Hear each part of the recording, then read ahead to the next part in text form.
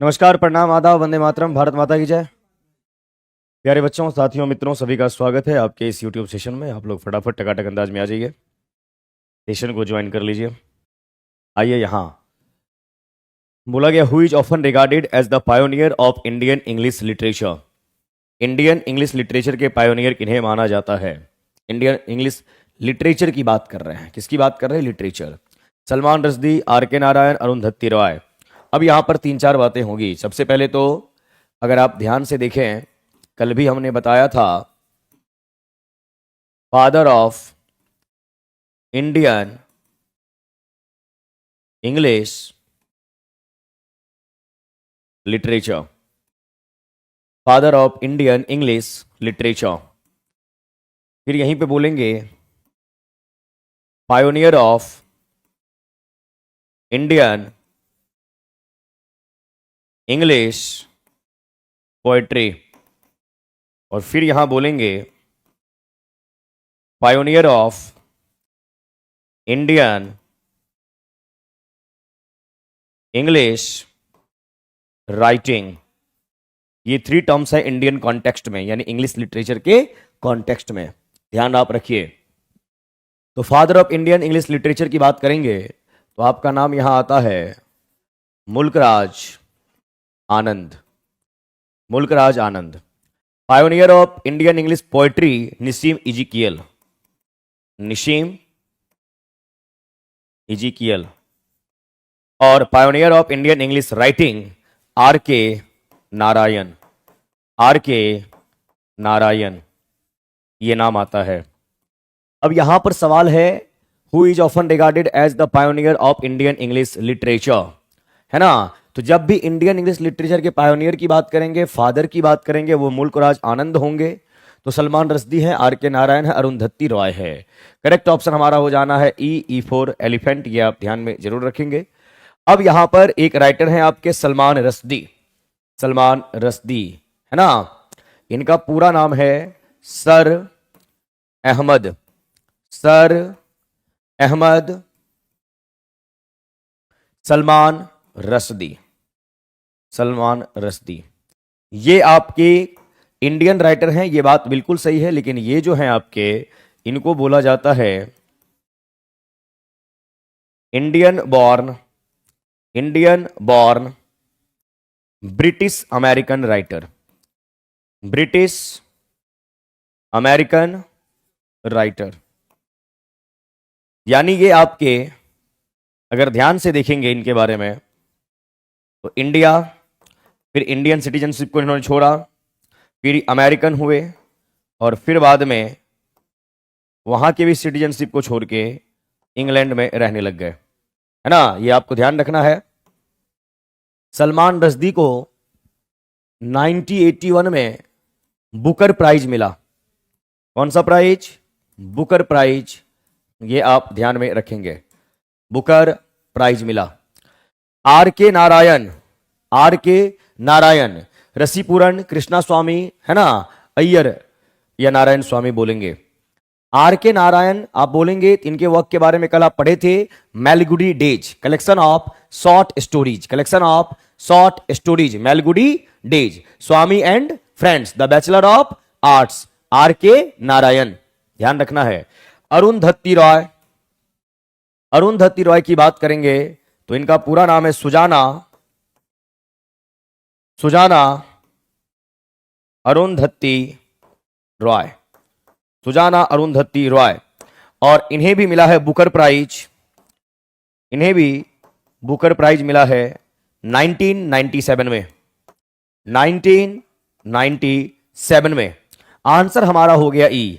बाद बाकी ये कोट जरूरी है, father of Indian English literature, pioneer of Indian English poetry, pioneer of Indian English writing, ये आपको ध्यान में रखना है। लेकिन pioneer of English Indian English literature की बात करेंगे तो वहां आपको नाम रखना पड़ेगा क्या? मुल्कराज आनंद का। और वैसे फादर ऑफ इंग्लिश लिटरेचर की बात करेंगे तो जॉफरी चौसर हैं। ये आपको ध्यान जरूर रखना है, ठीक है? नहीं होगा आर के नारायण, अनामिका। यहां पर अगर इंडियन इंग्लिश राइटिंग की बात करते तब आर के नारायण, है ना? तो यहां पे इंग्लिश लिटरेचर की जब भी बात करेंगे तो वो मुल्कराज आनंद ही होते हैं, चाहे पायोनियर हो या फादर हो। ये ध्यान रखना है, ई नहीं बी होगा, ई होगा। हरे कृष्णा।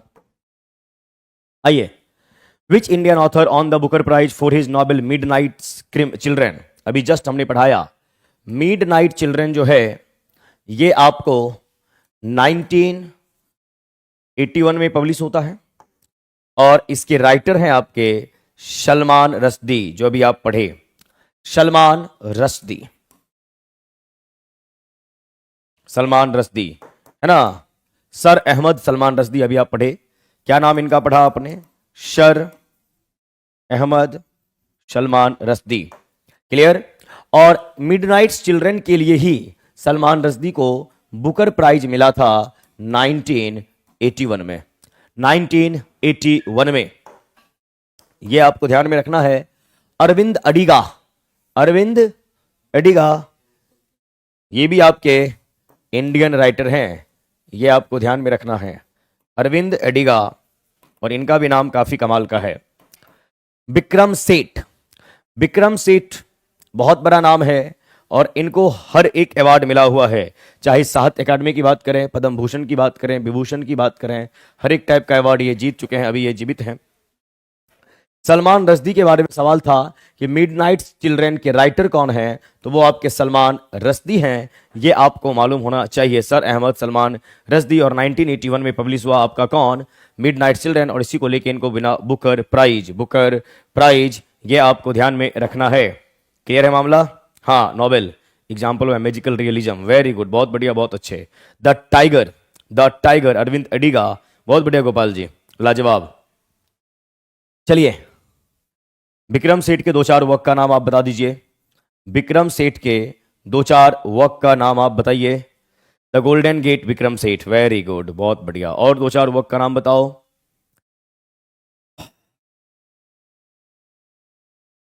आइए यहां पे नंबर 3 आपका क्वेश्चन क्या है, who was the first literary critic who said that. First literary critic कौन हुए, है ना, क्रिटिक कौन होता है, क्रिटिक्स लिखने वाले, जो हर एक चीज का एनालिसिस करे, नेगेटिव पॉजिटिव हर एक पॉइंट पे बात करे। Who said that art is twice remove from reality.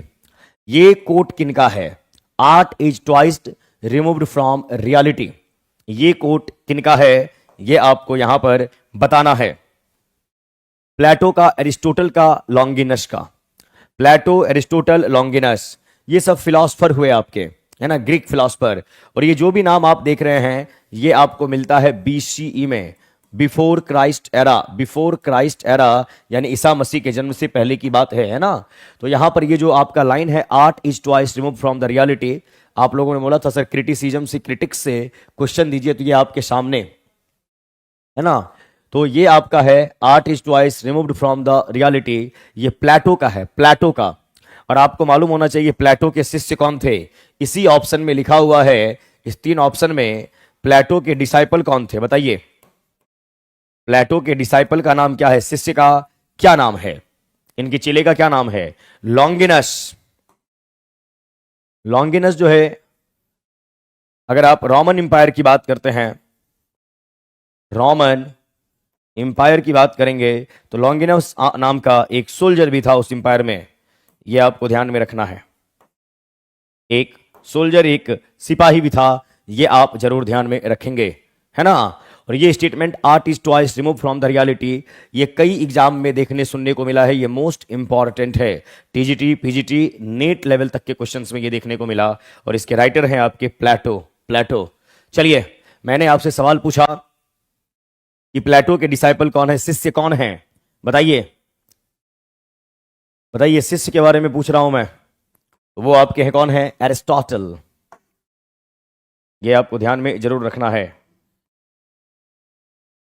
और फेवरेट शिष्य थे, और ये सब सारे के सारे क्या हैं, ये ग्रीक फिलोसफर हैं, ग्रीक फिलोसफर हैं। और आज से आपको हर एक टाइप का क्वेश्चन देखने सुनने को यहां पे मिलेगा, ये ध्यान आपको रखना है। Who proposed that poets should be banished from the ideal republic? ये लाइन किनका है, poets should be banished, banished का मतलब क्या होता है, बाहर कर देना, banished वर्ड का मीनिंग होता है expelled कर देना, EXPELLED, expelled, बाहर, from the ideal republic, ये किन्होंने बोला, कि पोएट शुड बी, पोएट्स को बाहर होना चाहिए आइडियल रिपब्लिक से। प्लेटो ने, लॉन्गिनस ने और एरिस्टोटल ने। तो ये आंसर किनका होगा बताइए? ये प्लेटो की लाइन है या एरिस्टोटल की लाइन है? ये किन की लाइन है? फटाफट।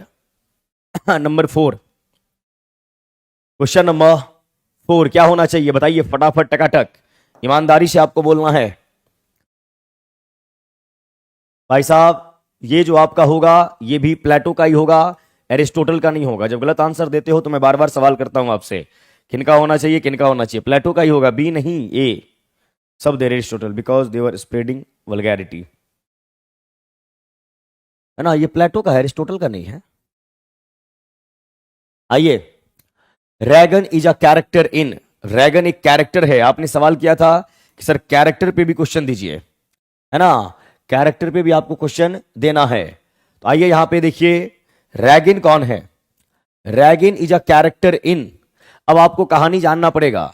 डॉक्टर फॉस्टस, अब डॉक्टर फॉस्टस के राइटर कौन है? तो क्रिस्टोफर मार्लो, क्रिस्टोफर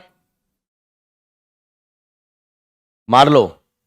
और मिडसमर नाइट्स ड्रीम, इसके राइटर कौन है? तो इसके राइटर हैं आपके विलियम शेक्सपियर, विलियम शेक्सपियर। और किंग लियर, इसके राइटर कौन है आपके? तो इसके भी राइटर हैं आपके विलियम शेक्सपियर। फिर आपसे एक सवाल मेरा ये होगा कि किंग लियर क्या है? कॉमेडी है, प्लेजडी है, ट्रेजेडी है। और ये जो आपका मिडसमर नाइट है ये आपका क्या है? कॉमेडी है ना, क्या है ये आपको बताना है। तो ध्यान से आप देखिए, अगर मैं किंग लियर की बात करूं तो ये एक ट्रेजेडी है, किंग लियर की बात करूं तो ये एक ट्रेजेडी है। और वहीं पे अगर मैं अ मिडसमर नाइट्स ड्रीम की बात करूं तो ये एक कॉमेडी है ना, विलियम शेक्सपियर साहब का। और डॉक्टर फॉस्टस ये भी एक ट्रेजेडी है, डॉक्टर फॉस्टस क्रिस्टोफर मार्लो का ये भी एक क्या है? तो ट्रेजेडी है। ये आपको मालूम होना चाहिए। दूसरी बात कि रैगन जो कैरेक्टर है, रैगन, किंग लियर जो वर्क है तो किंग लियर की डॉटर है रैगन। किंग लियर की कौन है? रैगन डॉटर है। कौन है? डॉटर है। तो ये कैरेक्टर आपके किंग लियर से दिया हुआ है। कहां से दिया हुआ है? किंग लियर से दिया हुआ है। यहां पर एक बात थोड़ा सा और कर लीजिए, ये जो डॉक्टर फॉस्टस आपका लिखा गया, डॉक्टर फॉस्टस, तो क्रिस्टोफर मार्लो जो हैं, क्रिस्टोफर मार्लो, है ना, मैं यहां पे सीएम लिख देता हूं, आप समझ जाइएगा। ये आपको पैदा हुए हैं 1564 में और इनकी डेथ होती है 1593 में, यानी at the age of 29, at the age of 29। तो अगर आप क्रिस्टोफर मार्लो को देखेंगे तो क्रिस्टोफर मार्लो आपके जो हैं ये एलिजाबेथन एज के राइटर कहलाते हैं, एलिजाबेथन एज के राइटर हैं ये। और अगर एलिजाबेथन एज की बात करेंगे तो ये आपका रहा है 1558 टू 1603। लेकिन ये जो वॉक है डॉक्टर फॉस्टस, ये एलिजाबेथन का वॉक तो है ही है, लेकिन एलिजाबेथन एज के बाद आपका आता है जैकोबियन। एलिजाबेथन एज के बाद आपका एज आता है जैकोबियन। और अगर जैकोबियन की बात करेंगे तो वो 1603 टू 1625 का मामला है। और अगर यहां से आप देखिएगा तो ये डॉक्टर फॉस्टस का बाद में 2 वॉल्यूम्स आया, और जो पोस्टोमसली यानी कि क्रिस्टोफर मार्लो के डेथ के बाद पब्लिश हुआ जैकोबियन एज में। किस एज में? जैकोबियन एज में। विलियम शेक्सपियर की बात करेंगे तो विलियम शेक्सपियर आपके जैकोबियन एज के भी राइटर हैं और एलिजाबेथन एज के भी राइटर हैं, बिकॉज विलियम शेक्सपियर पैदा होते हैं 1564 में और इनकी डेथ होती है 1660 में। 1660 में, ये आपको ध्यान में जरूर रखना है। क्रिस्टोफर मार्लो का रिवेंज प्ले है द ज्यू ऑफ माल्टा, जैसे थॉमस किड का है स्पेनिश ट्रेजेडी, है ना, ये आपको ध्यान रखना है। विलियम शेक्सपियर साहब का है हैमलेट, ध्यान रखेंगे। अभी ये स्टार्ट ही किया है सर? हाँ, अभी ये स्टार्ट ही हुआ है। ठीक है, चलिए, बहुत बढ़िया, बहुत अच्छे। ठीक है, दे दीजिए, उसी में दे दीजिए। अब आइए यहां नंबर 6 की बात करें। Adela Quested and Mrs Moore are characters in, ये कैरेक्टर्स के बेस पे क्वेश्चन हैं आपको और आपको देखना पड़ेगा। आइए यहां, Adela Quested and Mrs Moore are characters in. यहां पर दो नाम दिया गया है, एक ये है आपका और आपका एक ये है, और ये दोनों नाम किस वॉक से लिए गए हैं? A tale of two cities, a passage to India, as you like it. सबसे पहले तो तीनों के राइटर का नाम हमें मालूम होना चाहिए। और टेल ऑफ टू सिटीज की बात करेंगे तो इसके राइटर का नाम है चार्ल्स डिकेंस। चार्ल्स डिकेंस, है ना। चार्ल्स डिकेंस बहुत ग्रेटेस्ट क्या बोलते हैं नॉवलिस्ट हुए विक्टोरियन एज में, अभी बात करेंगे इनके बारे में। अ पैसेज टू इंडिया, इनके राइटर का नाम है ई एम फॉस्टर, इनके बारे में भी अभी हम बात करेंगे, ई एम फॉस्टर। और एज यू लाइक इट ये तो एक प्ले है, और इसके राइटर हो गए आपके विलियम शेक्सपियर साहब, विलियम शेक्सपियर साहब। अब आइए यहां पे, अ टेल ऑफ टू सिटीज एक नॉवेल है, ये एक नॉवेल है, ये आपको ध्यान में रखना है, जो कि पब्लिश कब हुआ, पब्लिशिंग ईयर आपको बताना है। A passage to India, a passage to India ये कब पब्लिश हुआ इसका भी आपको बताना है। एज यू लाइक इट ये विलियम शेक्सपियर का वर्क है, ये कॉमेडी है, ट्रेजेडी है या हिस्ट्री है, ये आपको बताना है। अब आइए थोड़ा सा बात कर ले चार्ल्स डिकेंस पे। अगर आप चार्ल्स डिकेंस के बारे में बात करेंगे तो इनका पूरा नाम है Charles John Huffam Dickens. Charles John Huffam Dickens, Charles John Huffam Dickens. इनके बारे में बात करना इसीलिए जरूरी है क्योंकि ये आपके ग्रेटेस्ट नॉवलिस्ट हैं विक्टोरियन एज के।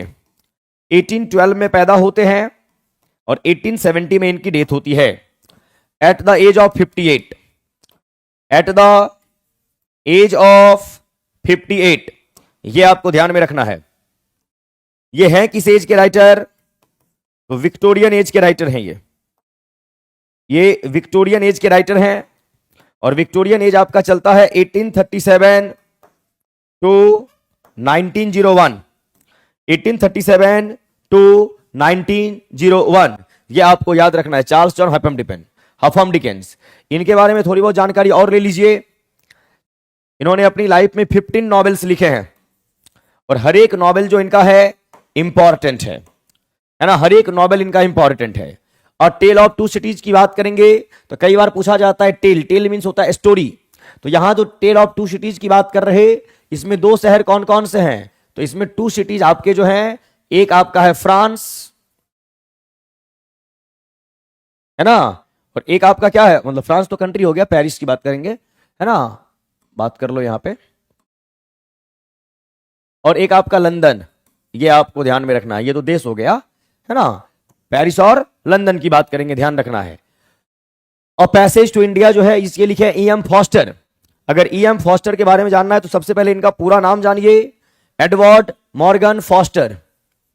बाद में आप सही से नोट कर लेना, Edward Morgan foster, Edward Morgan foster, ये आप ध्यान में रखेंगे। और एज यू लाइक इट ये आपके विलियम शेक्सपियर साहब का है। अब हमने पूछा पैसेज टू इंडिया कब पब्लिश हुआ, और टेल ऑफ टू सिटीज कब पब्लिश हुआ, ये आपको बताना है। और पैसेज टू इंडिया आप बोल रहे हैं 1924, very good. Tale of two cities 1859, very good. ये आपका जो प्ले है विलियम शेक्सपियर साहब का एज यू लाइक इट, हमने सवाल किया कॉमेडी है, ट्रेजेडी है या हिस्ट्री है, ये आपको बताना है। तो टेल ऑफ टू सिटीज 1859 बिल्कुल सही है, और अ पैसेज टू इंडिया ये आपका 1924 है। इसके बारे में बताइए, एज यू लाइक इट ये क्या है आपका? हाँ, लंदन पेरिस होगा, बहुत बढ़िया, बहुत अच्छे, है ना। चलो, आज बहुत कम बच्चे आए हैं जी, क्या बात है, समझ रहे हैं ना जी आप लोग? लगता है बहुत बच्चों का टेस्ट बढ़िया नहीं गया होगा, इसलिए लेट कर गए हैं। 1 मिनट रुकिए थोड़ा, ये लोग कहाँ पहुंच गए?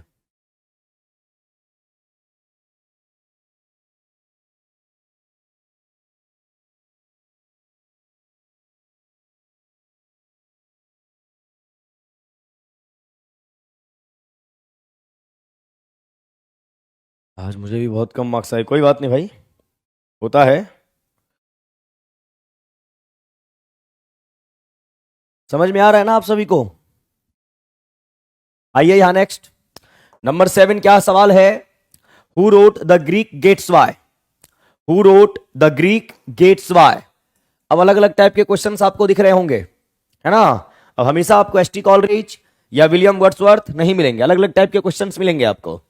तो यहां पर हु रोट द ग्रेट गेट्सबाय की बात कर रहे हैं, इसके राइटर कौन हैं? तो सबसे पहले देखिए, ये जो आपका है ये 1925 का नोबेल है, ये 1925 का नोबेल है। पहली बात तो ये, इसके राइटर का नाम, तो पहले राइटर का नाम देखिए क्या ऑप्शन में दिया हुआ है, F Scott Fitzgerald. F Scott Fitzgerald. अब इनका पूरा नाम क्या होगा? तो फ्रांसिस स्कॉट, फ्रांसिस स्कॉट की और उसके बाद लिखेंगे आप फिट्जजेराल्ड। ये आपको ध्यान में रखना है ना? Francis Scott Fitzgerald. क्लियर? फिर एक ऑप्शन में आया है जॉन स्टीनबेक। जॉन स्टीनबेक का मिडिल नेम है Ernest, ERNST, John Ernest Steinbeck. फिर यहां पे एक है अर्नेस्ट हेमिंगवे। अर्नेस्ट हेमिंगवे का मिडिल नेम है Ernest Miller Hemingway. Ernest Miller Hemingway, ये आपको ध्यान रखना है। और ग्रेट गेट्सबाय जो कि नोबेल है, जो इसको 1925 में पब्लिश किया गया, इसके राइटर हैं आपके कौन? एफ स्कॉट फिट्जजेराल्ड, यानी फ्रांसिस स्कॉट की फिट्जजेराल्ड। ध्यान रखेंगे। और ये नाम TRE 3.0 में किसी क्वेश्चन के ऑप्शन में दिखा था। अभी जो आपका TRE 3.0 हुआ है ना, उसके किसी क्वेश्चन के ऑप्शन में ये दिखे थे आपको। क्लियर? जॉन स्टीनबेक को नोबेल प्राइज मिला है, ये आपको मालूम होना चाहिए। जॉन स्टीनबेक यानी जॉन अर्नेस्ट स्टीनबेक और अर्नेस्ट मिलर हेमिंगवे को भी नोबेल प्राइज मिला है। इन्हें भी आप नोबेल प्राइज देखेंगे मिला हुआ है। अब यहां बात करेंगे तो भैया इनको नोबेल प्राइज मिला 1962 में, 1962 में।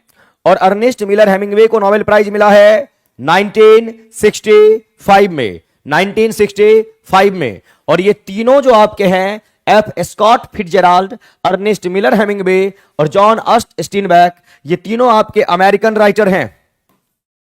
ये भी कई बार ध्यान में आपको रखना है, कौन से राइटर कहा के। इंडियन नेम तो आप डिफरेंशिएट कर लेंगे, बट अमेरिकन और ब्रिटिश नाम आपको पहचानना थोड़ा आपके लिए मुश्किल हो जाएगा, इसीलिए आपको ध्यान रखना है। The old man and the sea, Hemingway masterpiece. Very good, बहुत बढ़िया, बहुत अच्छे, है ना? ध्यान रखना, अमेरिकन राइटर्स हैं ये, बहुत बढ़िया। आइए, हमारे एनर्जी में कमी लगे बता दीजिएगा भाई, क्योंकि सिर में बहुत तेज दर्द हो रहा है, पता नहीं क्यों। लेकिन हम आपको फिर भी पढ़ाएंगे, टेंशन आपको नहीं लेना है। Which novel explores the racial and social issues in the southern United States during the 1930s? During the 1930s, बोला कौन सा ऐसा नॉवेल है, इस 3 नॉवेल की बात कर रहे हैं, कौन सा ऐसा नॉवेल है? Which novel explores the racial and social issues in the southern United States? Racial issues के बारे में, यानी कि रंग भेद की नीति वगैरह, या सोशल इश्यूज के बारे में बात की जा रही है 1930s के दौरान, है ना? तो वो कौन सा नॉवेल है आपका? बोला गया to kill a mockingbird, gone with the wind, the grapes of wrath, the grapes of wrath. अब यहां पर आपका आंसर जो हो जाएगा वो हो जाएगा टू किल अ मॉकिंगबर्ड। चलिए, अब मैं आपसे पूछूंगा इस तीनों नॉवेल के अलग अलग राइटर का नाम बताइए। टू किल अ मॉकिंगबर्ड के राइटर कौन? गोन विद द विंड के राइटर कौन? द ग्रेप्स ऑफ रेथ के राइटर कौन? ये आपको बताना है। वेरी गुड, बहुत बढ़िया, आप लोगों ने आंसर दिया। चलिए, अब बताइए मेरे को यहां पे कि टू किल अ मॉकिंगबर्ड के राइटर कौन होंगे? एक राइटर का नाम आपने जरूर सुना होगा, हार्पर ली। हार्पर ली, हार्पर ली। अभी हमने एक राइटर का नाम आपको बताया कि 1962 में उन्हें नोबेल प्राइज मिला, वो इस 2 में से किसी एक नोबेल के राइटर हैं। आप बताइए, हमने इतना हिंट दे दिया। Very good Gopal ji. 6 का आंसर क्या होगा? आंसर नहीं दिया क्या 6 का? A passage to India, a passage to India, E.M. Forster. Very good. सिर में दर्द है ना, तो कभी कभी फिसल जा रहा हूं। To kill a mockingbird, Harper Lee इसके राइटर हुए। बताइए 1962 में जॉन अर्न्स्ट स्टीनबर्ग को क्या बोलते हैं, हाँ स्टीनबर्ग को नोबेल प्राइज मिला, वो इसमें से राइटर है, किसका होगा? 7 नंबर क्वेश्चन का आंसर क्या था सर? बैक करके देख लेंगे। यहां बताइए क्या होना चाहिए, फटाफट बताओ। द ग्रेप्स ऑफ रेत, द ग्रेप्स ऑफ रेत इसके राइटर हैं आपके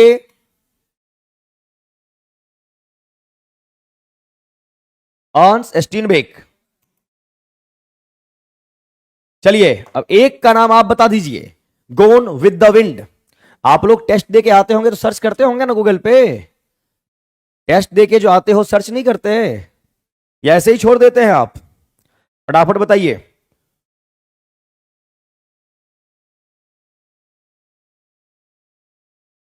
ए का 7 का आंसर,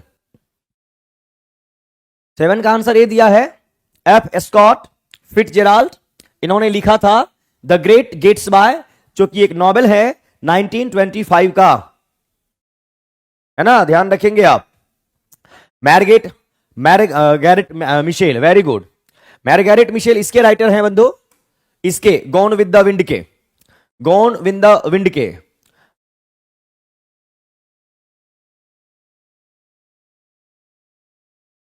आप लोग मॉर्निंग में या इवनिंग में जब टेस्ट देते हैं उसके बाद जाके क्वेश्चन को खुद से भी एनालिसिस करना है, उसके बाद आगे बढ़ना है आपको, है ना, ध्यान आप रखेंगे।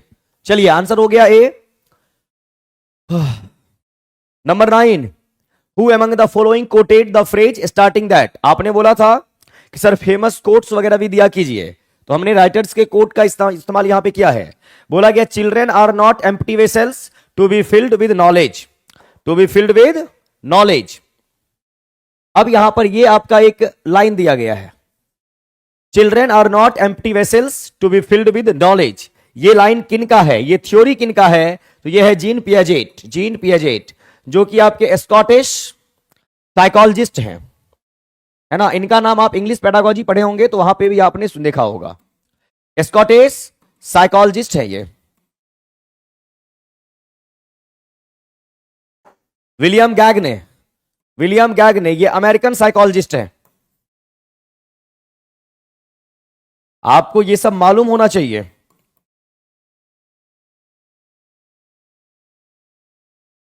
और थॉर्नडाइक ये भी आपके अमेरिकन हैं और ये भी साइकोलॉजिस्ट हैं, क्लियर। लेकिन ये जो लाइन है कि children are not empty vessel to be filled with knowledge, ये जीन के लाइन है, जीन की लाइन है। ऑप्शन A4 आगरा आप आंसर माना जाएगा। इसको सीटेट में पढ़ाए, बिल्कुल पढ़े होंगे सीटेट में, बिल्कुल पढ़े होंगे इनका नाम। चलिए नेक्स्ट क्वेश्चन, बोला गया who among the following was the first thinker to carry out the study on the influence of education on children. यहां पर बोला गया इनमें से कौन है, who among the following was the first thinker, पहले थिंकर हुए। To carry out, carry out का मतलब होता है ओबे, फ्रेजल वर्ब है, आज्ञा का पालन करना, obey. The study on the influence of education on children, यानी बच्चों के शिक्षा दीक्षा पे का प्रभाव। John Dewey, Jean Jacques Rousseau, sir Aurobindo, sir Aurobindo, Shri Aurobindo, sorry sir बोल रहा हूं, है ना। ये जो आपके है जीन जेक्स रोशो, यही आपके करेक्ट आंसर है। B4 बॉम्बे आपके आंसर होंगे। और ये फ्रेंच साइकोलॉजिस्ट है, फ्रांस के हैं ये सब आपको ध्यान रखना पड़ेगा। फिर आपके सर श्री अरविंदो, ये कहां के हैं, ये इंडियन है, ये इंडियन, आप बोलिए इंडियन ऋषि मुनि बोलिए, जो भी बोलिए, योग गुरु बोलिए, सब चीज चलेगा। तो इंडियन ये आपके राइटर भी हुए, योग गुरु भी हुए, ऋषि मुनि जो बोलना इनको बोल सकते हैं आप, है ना। और जॉन डेवे, करेक्ट आंसर है आपका B4 बॉम्बे। और ये सब नाम आप इंग्लिश पेडागोजी में जरूर सुने होंगे, जरूर सुने होंगे। हंस क्यों रहे हैं भाई? गोपाल जी क्या हो गया? हाँ ये टेस्ट डेली होता है, डेली होता है ये टेस्ट, ठीक है। गोपाल जी को क्या हुआ, दांत निकाल रहे हैं? भाई हमारा इधर हालत खराब है, आप हंस रहे हैं। आइए नंबर 11, क्वेश्चन नंबर 11 क्या कह रहा? What was the pen name of 1929 Nobel prize winner Jacques Anatole Francois Thibault? आइए 1929 में जेक्स एनाटोले फ्रेंकोइस थियोबाल्ट, ये पूरा नाम है, इनको नोबेल प्राइज मिला था। क्या मिला था? नोबेल प्राइज मिला था। पर्ल एसबर्ग, Anatole France, Francois Thibault. Correct option आपका हो जाएगा बी फॉर बॉम्बे। यही पेन नेम है और कंप्लीट नेम है इनका, फुल नेम जेक्स एनाटोले फ्रेंकोइस थियोबाल्ट। ये आप ध्यान जरूर रखेंगे। क्लियर? आगे आइए, पर्ल एसबर्ग का पूरा नाम बताइए मेरे को। किसी भी राइटर का फुल नेम आपको जानना है। ये एक लेडी हैं, पर्ल कंफर्ट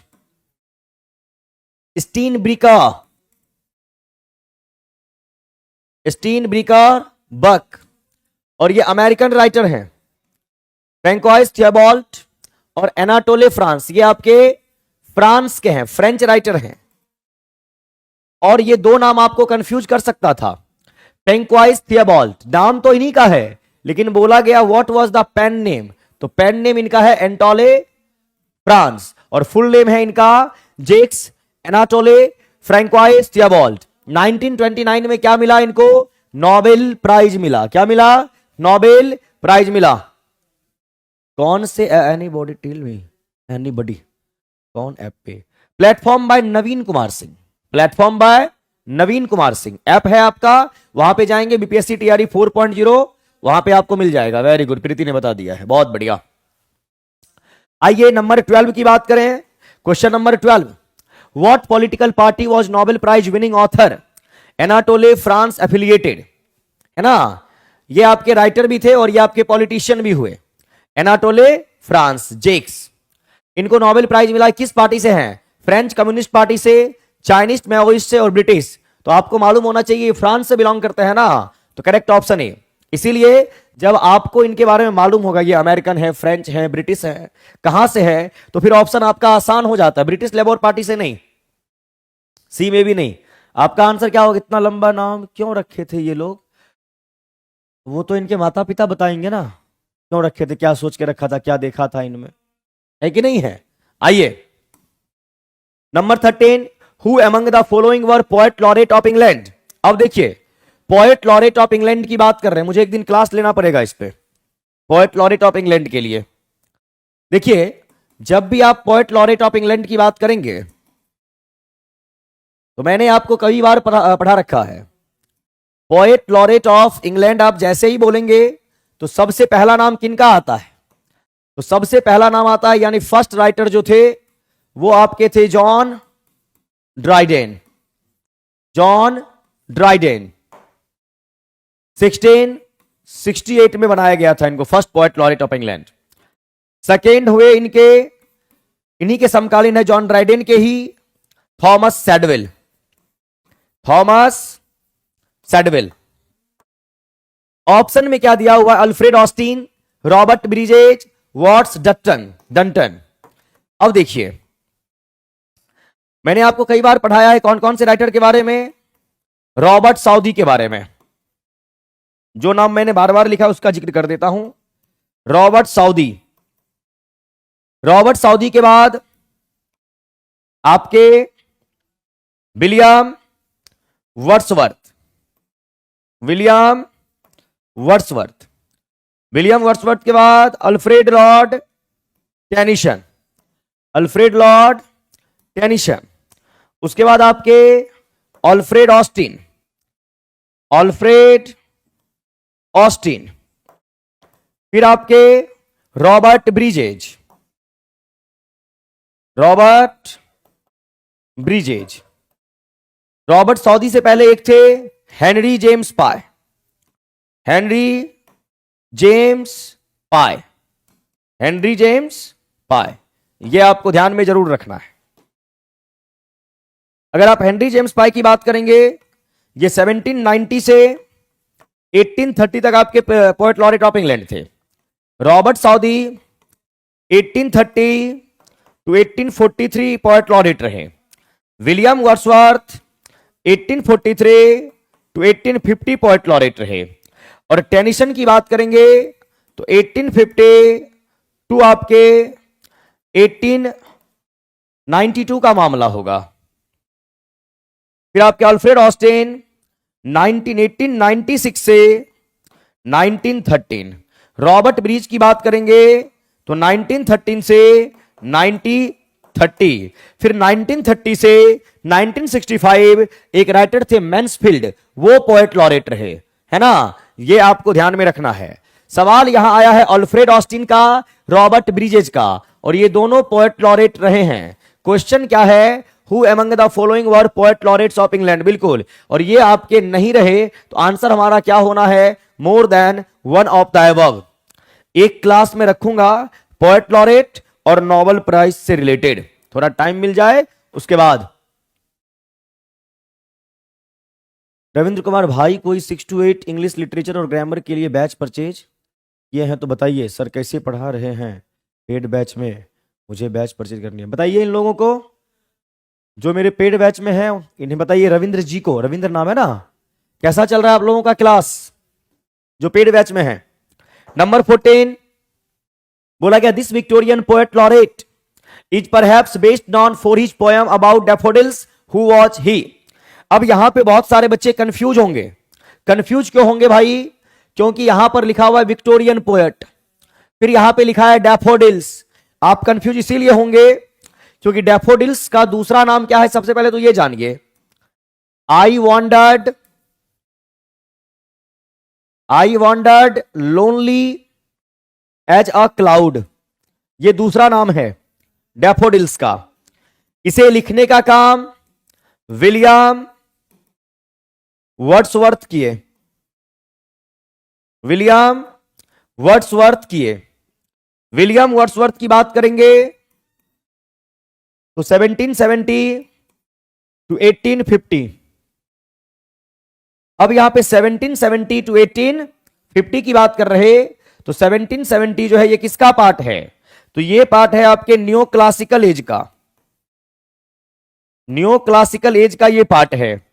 और न्यो क्लासिकल एज की बात करेंगे तो न्यो क्लासिकल एज को 3 पार्ट्स में डिवाइड किया गया। कौन कौन सा, तो एक है आपका रिस्टोरेशन एज, रिस्टोरेशन, दूसरा है आपका ऑगस्टन, और तीसरा है आपका ऑगस्टन के बाद कौन सा, तो भैया ट्रांजिशनल पीरियड। तीनों के टाइम टेबल की बात कर लें तो रिस्टोरेशन आपका 1660 1700, ऑगस्टन आपका 1700 1740, ट्रांजिशनल आपका 1740 1798। अगर हम बात करें तो ये 1740 और 1798 के बीच में ही आपका आया है 1770। तो आपके विलियम वर्ड्सवर्थ न्यो क्लासिकल के ट्रांजिशनल पीरियड में पैदा हुए हैं, पहली बात ये। 1850 जो आपका है ये विक्टोरियन एज का पार्ट हो जाएगा, इसलिए मैं ये इतना ब्रेक करके बताता हूं, आज समझ में आएगा आपको क्यों। विक्टोरियन एज आपका चलता है 1837 1901, और आपका 1850 1837 के बाद और 1901 से पहले आया होगा, और इस यहां पर इनकी डेथ हुई है। तो आपके विलियम वर्ड्सवर्थ की डेथ विक्टोरियन एज में पैदा हुए। न्यू क्लासिकल पानी रख दीजिए, उसमें तो भी है ही, नहीं पिए हैं। आइए यहां पे क्लियर। लेकिन विलियम वर्ड्सवर्थ को माना जाता है रोमांटिक एज का राइटर। किस एज का राइटर, रोमांटिक एज।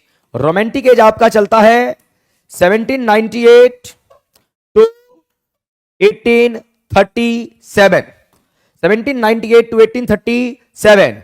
अब आप यहां पर क्या करेंगे, क्योंकि यहां लिखा है विक्टोरियन पोएट जबकि ये रोमांटिक पोएट है, आपको यह मालूम रखना है कि भैया 1837 में रोमांटिक एज कंप्लीट हुआ और 1837 से विक्टोरियन एज स्टार्ट हुआ, और आपके विलियम वर्ड्सवर्थ 1850 में गए हैं, तो कुछ पार्ट इनका विक्टोरियन एज में भी बीता है। तो विक्टोरियन पोएट बोलने से आप कंफ्यूज एग्जाम में नहीं होंगे, पहली बात तो ये। डैफोडिल्स के राइटर, और दूसरी बात पोएट लॉरेट, तो ये आपके विलियम वर्ड्सवर्थ बने पोएट लॉरेट। अभी आप पढ़े थे कि ये कब से कब तक पोएट लॉरेट रहे, तो 1830 से 1850 तक ये आपके पोएट लॉरेट रहे। करेक्ट ऑप्शन सी हो जाएगा। रॉबर्ट साउदी जो है डैफोडिल्स के सबसे पहले राइटर नहीं, रॉबर्ट साउदी भी आपके विक्टोरियन एज के राइटर हैं। Sorry, Robert Southey Victorian age नहीं, रोमांटिक एज के। रॉबर्ट ब्राउनिंग है आपके किस एज के, विक्टोरियन एज के, सॉरी, रॉबर्ट साउदी। अब यहां पर एक सवाल और आएगा कि रॉबर्ट साउदी आपके क्या बने, पोएट लॉरेट बने किनसे, विलियम वर्ड्सवर्थ से पहले 1813 टू 1843। लॉर्ड बायरन की बात करेंगे तो ये रोमांटिक एज के सेकंड जनरेशन के राइटर हैं, है ना। और इनका एक मोस्ट इंपॉर्टेंट वर्क है डॉन जुआन, जो कि एपिक सटायर है। बंधु ध्यान रखना है इन बातों का। Correct option C. तो ये सब जो मैं डेट बार बार मेंशन करता हूं ना, इन्हीं क्वेश्चंस के चक्कर में कि आप यहां फंसे नहीं, इस बात का ध्यान रखना है ना। बहुत बढ़िया, hyperbole, very good Gopal ji, बहुत बढ़िया, बहुत अच्छे।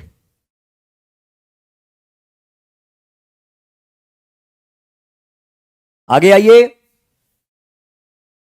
नंबर 15 बोला गया which of the following lines belongs to Robert Frost.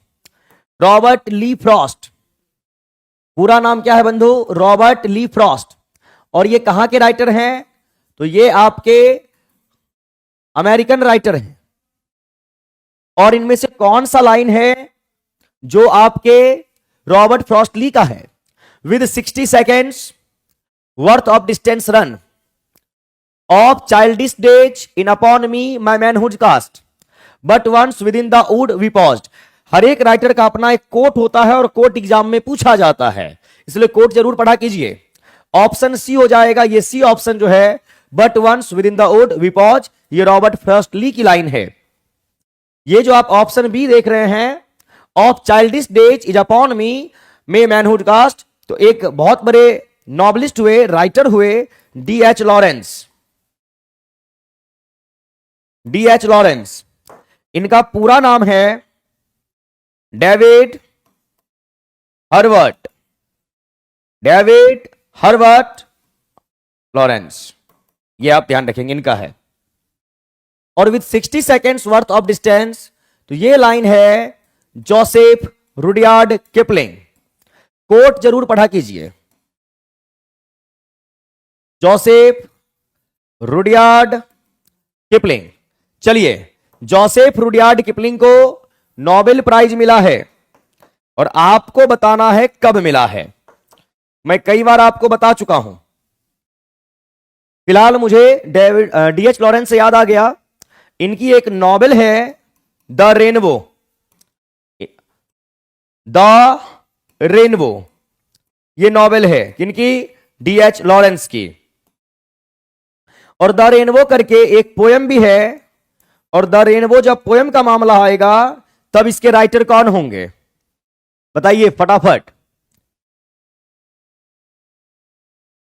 1907, I think आप लोग नोबेल प्राइज से रिलेटेड आंसर दे रहे हैं। 1907 हमने बोला द रेनबो नोबेल है D.H. लॉरेंस का, और द रेनबो पोयम भी है। तो जब पोयम होगा द रेनबो, तो राइटर कौन होंगे,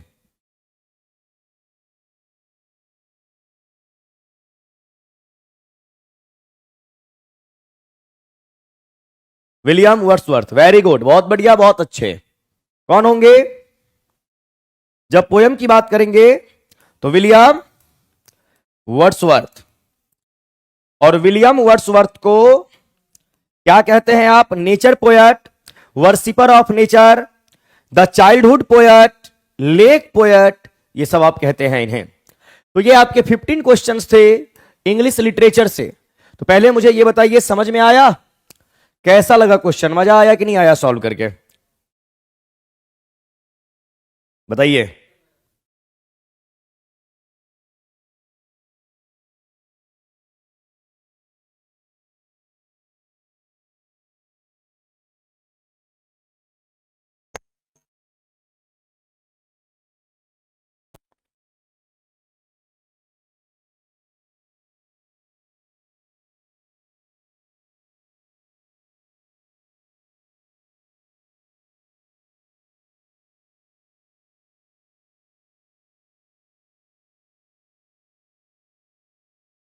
चलिए देखिए यहां पे ध्यान से, अब देखिए नेक्स्ट क्वेश्चन, लेकिन उससे पहले मैं आपको बता दूं यहां पे कुछ, ये देखिए अभी आप लिटरेचर के क्वेश्चन मेरे साथ सॉल्व कर रहे थे, और ये एक बैच है आपका धाकर बैच इंग्लिश लिटरेचर का।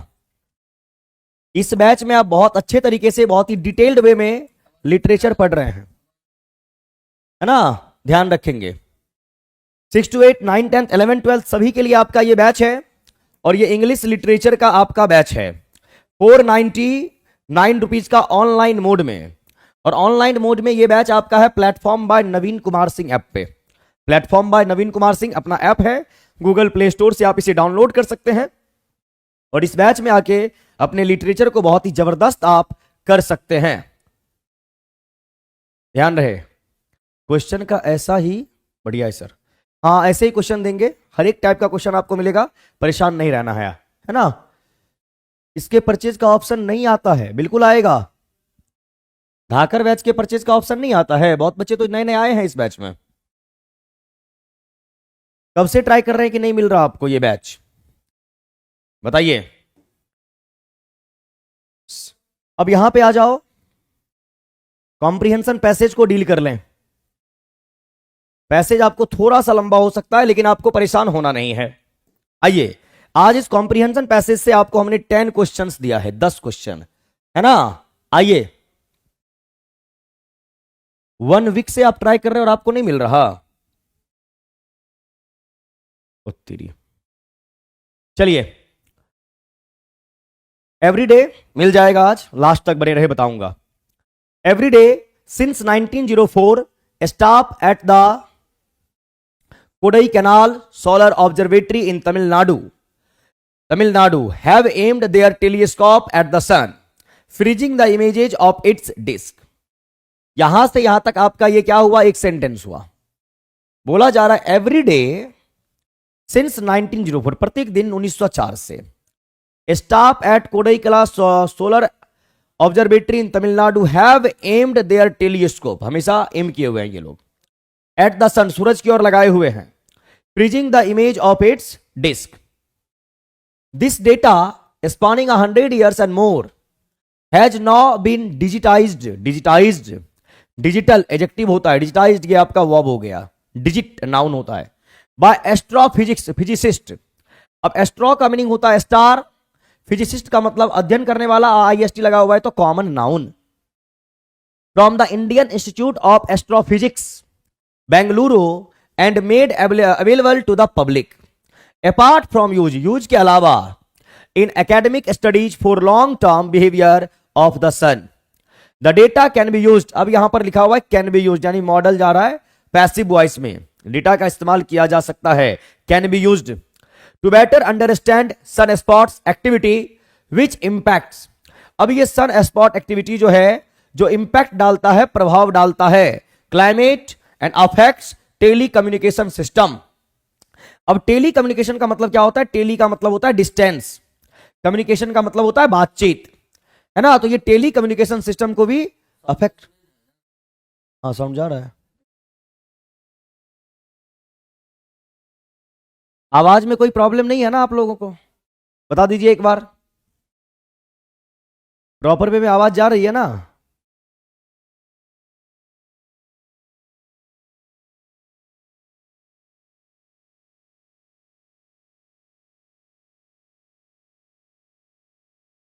No problem. चलिए अब आइए यहां ध्यान से देखिए क्या बोल रहा हूं। Telecommunication system, it also throws light on major events in the past which had an impact on the earth magnetic field. It also throws light, और यह प्रकाश भी देता है ऑन मेजर इवेंट्स पे, इन the past which had an impact on the earth magnetic field, इसका प्रभाव अर्थ के magnetic field में भी देखने को मिला।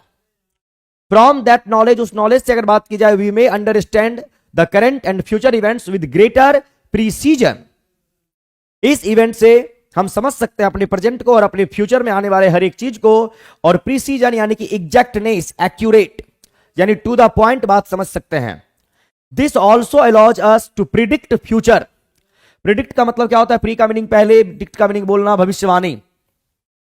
Future sunspot activity levels with better accuracy, यानी एक्यूरेटली, तेज दीपांकर बनर्जी। ऐसा कौन कहते हैं? Dipankar Banerjee. IIAP, the principal investigator, कौन है ये? प्रिंसिपल इन्वेस्टिगेटर है, जांच पड़ताल करने वाले हैं। क्वाइल स्पेक्ट्रोहेलियोग्राम्स, अब वर्ड को समझिए। स्पेक्ट्रो, स्पेक्ट का मतलब होता है देखना, यहीं से वर्ड आता है स्पेक्टेकल्स। जब भी वर्ड का लेंथ बड़ा हो जाए उसको ब्रेक करके तोड़ देना है ना।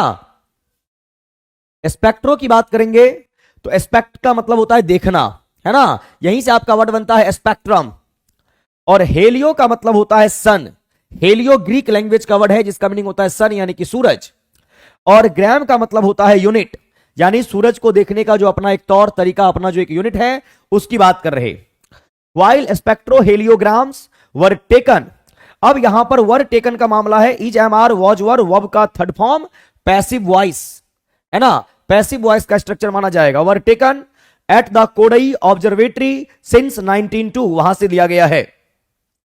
It was in 1909 that the data was used, अब यहां पर वॉज यूज्ड का मामला लिखा जा रहा पैसिव वॉइस में। To discover the Evershed effect that gases in the sunspots flowed radially, radially का मतलब होता है एकदम रेडी होना, outwards. The discovery by John Evershed put the KSO at par with the best observatories in the world, but its importance, अब यहां पर importance लिखा हुआ है, एएनसी किसी भी वर्ड के लास्ट में होगा, वर्ड आपका नाउन होगा। Eventually declined as it was not upgraded, और डिक्लाइन किया गया, मना किया गया, इसको अपग्रेड नहीं किया गया है और ना ही मेंटेन किया गया है। इन अ backhanded way though this turned out to be beneficial, ये जो बदलाव आया है ये आपका क्या है? बेनिफिशियल है। बिकॉज, क्योंकि the pictures had all been taken with the same instrument over the years, तस्वीर ली जा रही है सेम इंस्ट्रूमेंट से। And this made it much easier to calibrate and digitize, says Sudeep Mondal, a PhD student who has worked on the project, जो उस project पे काम कर रहे। कहां पे बात काम कर रहे? सन स्पॉट के लिए। The data is unique not only in that it spans 100 years, अभी डेटा इसलिए कमाल का नहीं है कि 100 साल पुराना है, but that there are 3 sets of images taken using different filters, white light, H alpha, calcium, यानी कि इट इज नॉन, ऐसा जाना जाता है, इज नॉन बोला गया यानी कि पैसिव वॉइस का मामला है। That the sun has a layered structure, sun का अपना एक लेयर्ड स्ट्रक्चर है, यानी लेयर पे के ऊपर लेयर है। And each of these data sets exposes a different layer, और हर एक टाइप का डेटा यहां पे डिफरेंट लेयर को एक्सपोज कर रहा है, दिखा रहा है। Under white light filtering the sun's photosphere and the sunspots are visible, दोनों विजिबल हैं। while the calcium K light can show layer some 2000 kilometre above this in the chromosphere, sphere का मतलब क्या होता है? सराउंडिंग्स।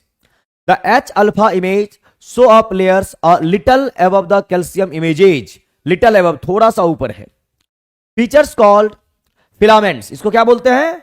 filaments कहते हैं, which are related to large expulsion, expulsion का मतलब बाहर जाना, of material from the sun surface can be viewed, देखा जा सकता है in the states, अंत होने के बाद भी, यानी सूरज के अस्त होने के बाद भी उसको देखा जा सकता है, वो बोला गया। Opening of the digitized data has attracted international attention, opening of the digitized data has attracted international attention, सभी का ध्यान खींच रहा। Max Planck Institute, Göttingen, National Astronomical Observations of China, Beijing and Big Bear Solar Observatory, US are interested in studying the way the sun's luminosity, luminosity का मतलब क्या होता है? लाइट, लूम, लुमिनस, यहीं से आपका आता है इन्वर्टर कंपनी, लुमिनस, LUM अपने आप में रूट वर्ड है जिसका मीनिंग होता है लाइट, यानी कि प्रकाश। सारे बच्चे भाग गए हैं कॉम्प्रिहेंशन पैसेज को देख के। Changes, though the sun appears to have a steady brightness, its luminosity actually undergo changes over time.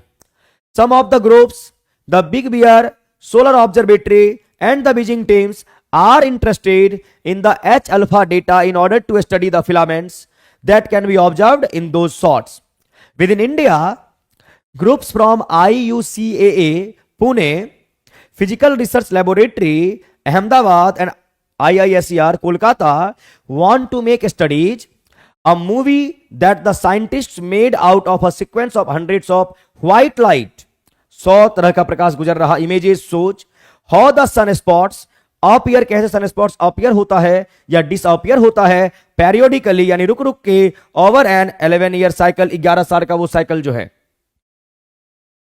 Such movies offer immense possibilities for developing educational software as classes of students can visually experience how the sun and the sunspots behave over the years. Just like CERN offers its data to science hobbyist, hobby मतलब आदत होना किसी भी चीज का, for analysis that does not require, इसको need नहीं है उस चीज की, much training and yet can not be carried out without human intervention. This data too could be used, इस डेटा का भी इस्तेमाल किया जा सका by science fora in India and to build citizen science projects. The data was historically archived, archive का मतलब क्या होता है, रिकॉर्ड करके रखना, है ना, आर्चिव्ड नहीं पढ़ेंगे इसको, आर्काइव पढ़ेंगे, आर्काइव पढ़ेंगे. This date, the data was historically archived in photographic plates and film. After the digitization, the images are preserved in high resolution digital format. We store it in FITS, flexible image transport system, which is the most commonly used digital file format. Clarifies Dr. Banerjee ये clarify करते हैं. The project which was initiated, ये जो project है जिसकी शुरुआत की गई, आप पैसेज के लेंथ को ना देखें, उसके लैंग्वेज को देखिए कितना आसान है. About 6 years ago by SS Hassan, then the director of IIAP has succeeded in converting to digitized format some 70,000 images previously stored in photographic plates. The team includes scientists and the big team of research assistants at the Kodaikanal lab. At the moment, the group has released the lowest level or raw data and plans are on to eventually release the processed ones too. ये आपको यहां बोला गया है. Number 16 की अगर हम बात करें, consider the following statement regarding the Kodaikanal solar observatory. क्या क्या इसमें बोला गया पैसेज में. The data from observatory can be used to better understand sunspots activity which impacts climate. ये तो सही है आपका. The data from observatory can be used to better understand sunspot activity which affects telecommunication. बिल्कुल ये भी सही है आपका. Which of the following statements given above is correct? Only one, only two, both are correct. यानी option D, more than one of the above. Where is Kodaikanal Solar Observatory located?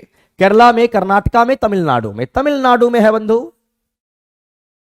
The data collected by Kodaikanal Solar Observatory has been digitized by, किसके द्वारा किया गया? The Indian Institute of Technology, the Indian Institute of Astrophysics, the Tata Institute of Fundamental Research.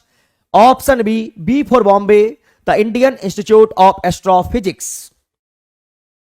National Astronomical Observatories of China, Beijing and Big Bear Solar Observatory, US are interested in studying calcium cyanide, the way the sun's luminosity changes white light. यहां पर calcium केनाइट और ये A B दोनों होगा, इसीलिए answer हमारा D for Delhi होना चाहिए.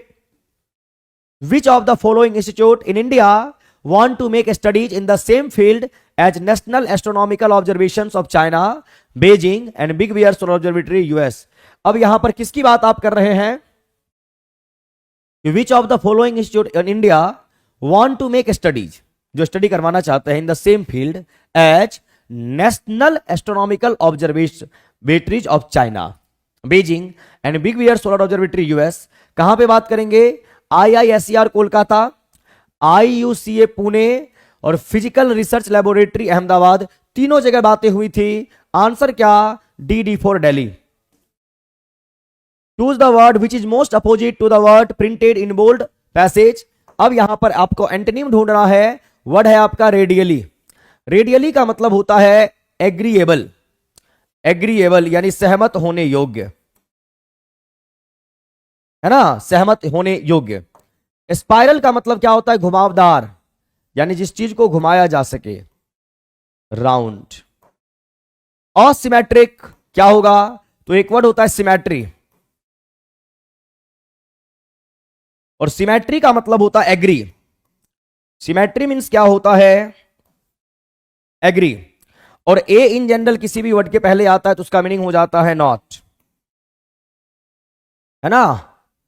और आपका सिमेट्री एग्री, तो नॉट एग्री, नॉट एग्री, तो ये हो जाएगा डिसएग्री करना, डिसएग्री सहमत नहीं है।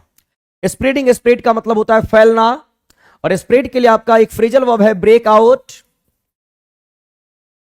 और एक वर्ड होता है सफ्यूज, SUFFUSE, सफ्यूज, फैलने के लिए। करेक्ट ऑप्शन जो बंधु आपका होगा वो आपका हो जाएगा asymmetric, option C for Canada. ध्यान रखना है आप सभी को यहां पे, ठीक है। 19 नंबर देख लेंगे अनामिका, डोंट वरी। आइए यहां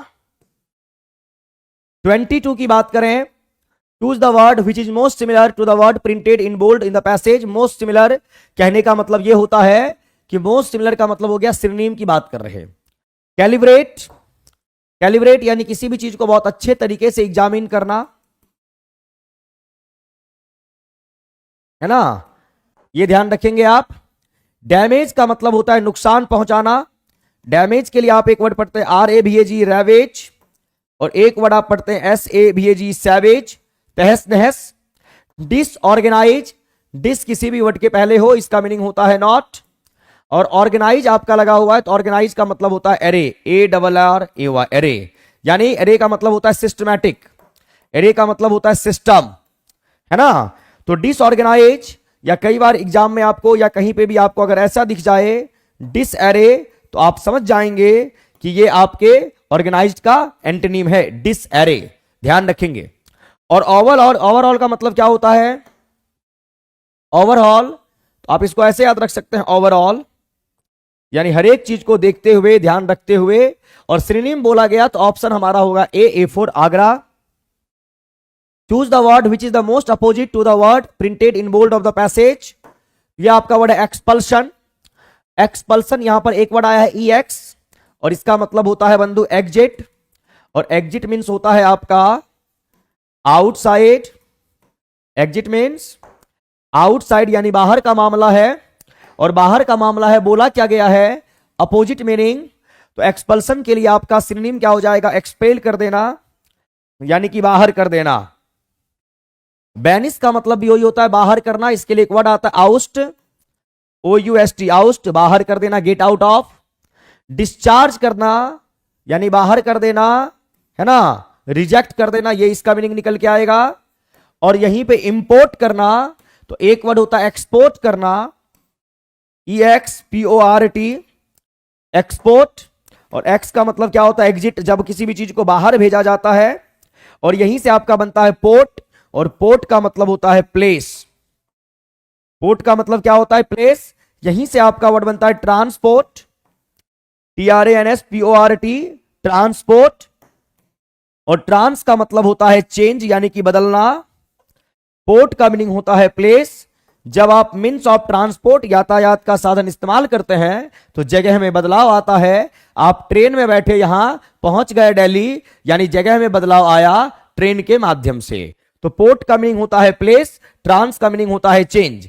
आप बोलते हैं ट्रांसलेट, यानी एक भाषा से दूसरे भाषा में, यानी भाषा का परिवर्तन हुआ है, बदलाव हुआ है।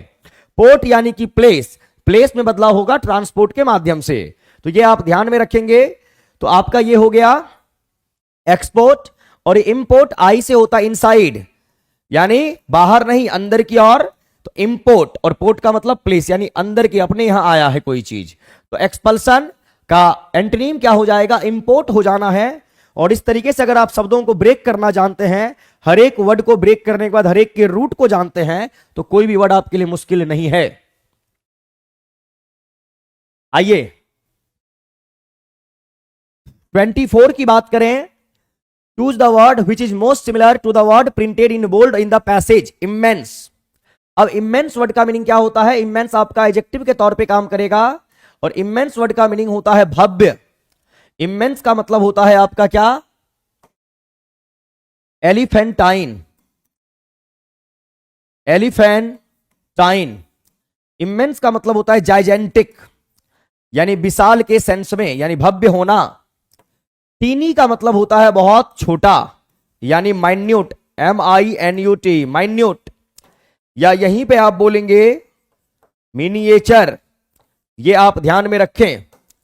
फाइनाइट, फाइनाइट का मतलब क्या होता है? लिमिट फॉर्म में, लिमिट। और ह्यूमंगस का मतलब होता है विशाल होना। ह्यूमंगस का मीनिंग क्या होता है? विशाल होना। यानी आप लिख सकते हैं जर्जेंट्वेन, GARGANTUAN, जर्जेंट्वेन। करेक्ट ऑप्शन जो हमारा होगा इमेंस का, वह सिनोनिम बोला गया तो ह्यूमंगस हो जाएगा ऑप्शन C फॉर कैनेडा। 25 देखिए बंधु, 25 है choose the word which is most opposite to the word printed in a bold. Archive. अभी हमने आपको बोला था आर्काइव वर्ड का मीनिंग क्या होता है? अगर सिंपल मीनिंग जानना हो तो स्टोर हाउस, और ऐसा स्टोर हाउस जहां पे गवर्नमेंट रिकॉर्ड्स रखे जाए।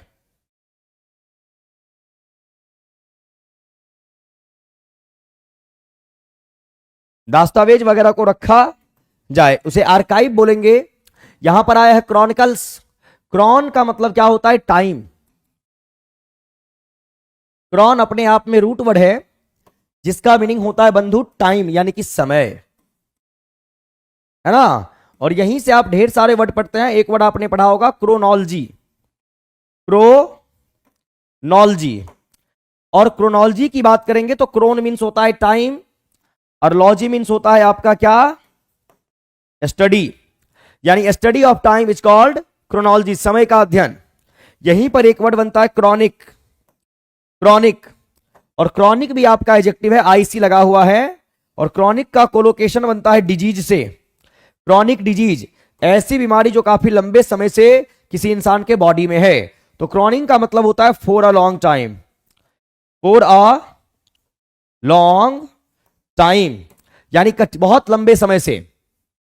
तो क्रॉनिकल्स वर्ड का मीनिंग हो जाता समय से, या क्रॉनिकल्स का इस्तेमाल मैगजीन वगैरह के लिए भी किया जाता है।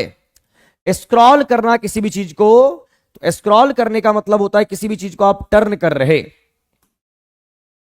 पलट रहे। मोबाइल में स्क्रॉल करते हैं, पेज को पलट रहे। और एक्सट्रैक्ट, EX का मतलब होता है एग्जिट। एक्स का मीनिंग होता है एग्जिट और एग्जिट का मीनिंग होता है बाहर, यानी आउटसाइड। और TRACT, ट्रैक्ट वर्ड का मीनिंग होता है पुल, खींचना।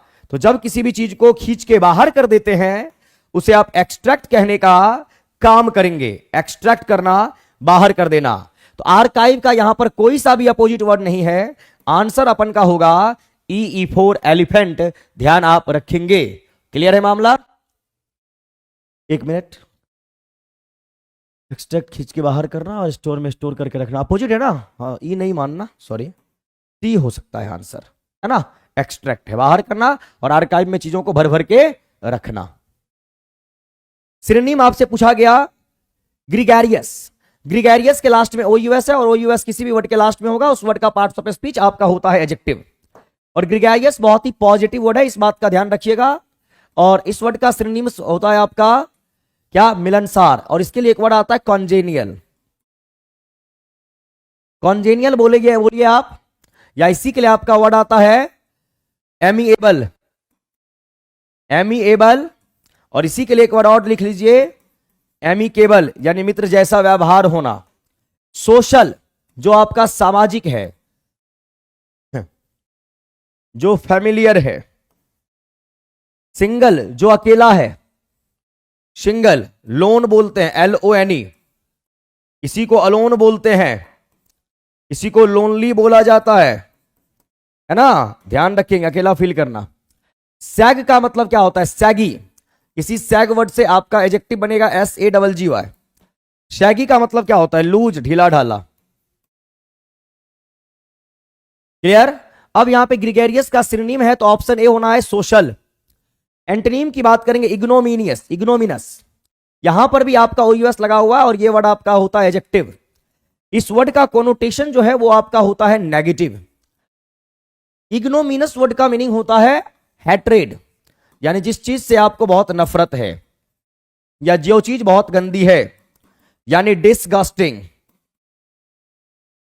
डिसगस्टिंग।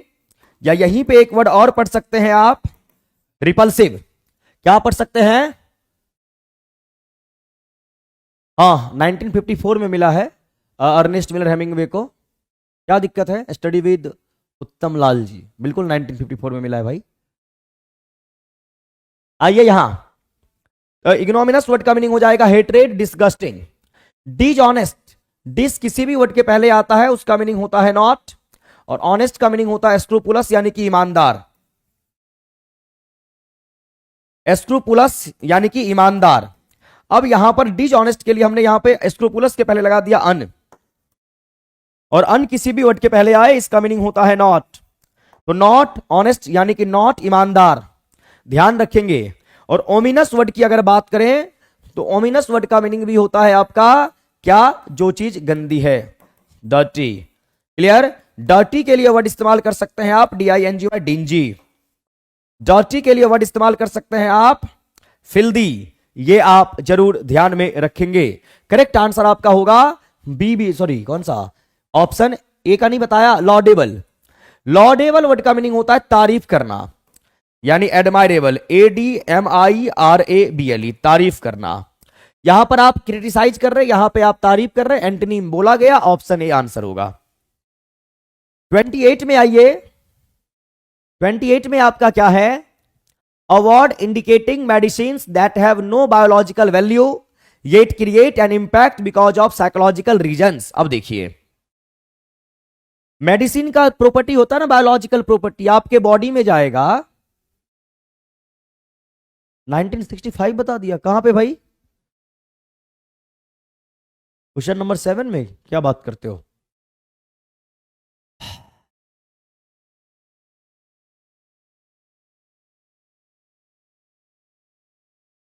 ओ सॉरी, 1954 है।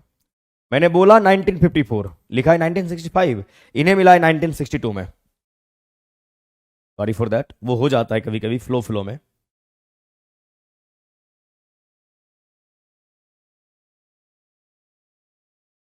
आइए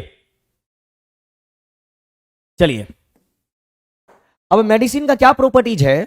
तो मेडिसिन का प्रॉपर्टीज ये है आपका कि आपके बॉडी में जाएगा तो वो काम करेगा। क्लियर है? तो बायोलॉजिकल प्रॉपर्टीज।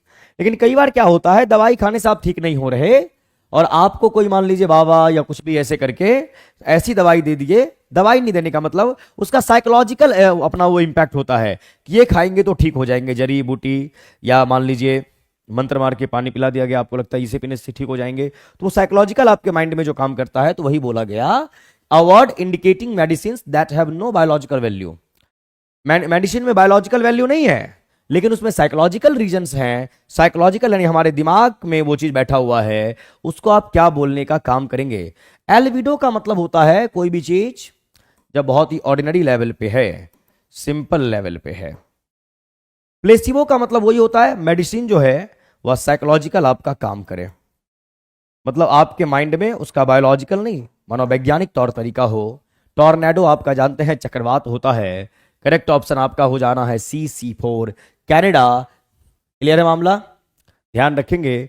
आशीर्वाद का एंटोनिम क्या होगा? आशीर्वाद के लिए वर्ड आता है आपका बेनेडिक्शन और एंटोनिम हो जाता है इसका मैलेडिक्शन। क्लियर है ना? चलिए 29, the demolition of the Babri Masjid had been a political hot potato for years. ये ईडियम है आपका, और यहां पर हॉट पोटैटो की बात कर रहे, और हॉट पोटैटो का मतलब होता है कंट्रोवर्शियल। हॉट पोटैटो का मतलब है कंट्रोवर्शियल, और अगर कंट्रोवर्शियल है तो अ hotly debated delicate issue.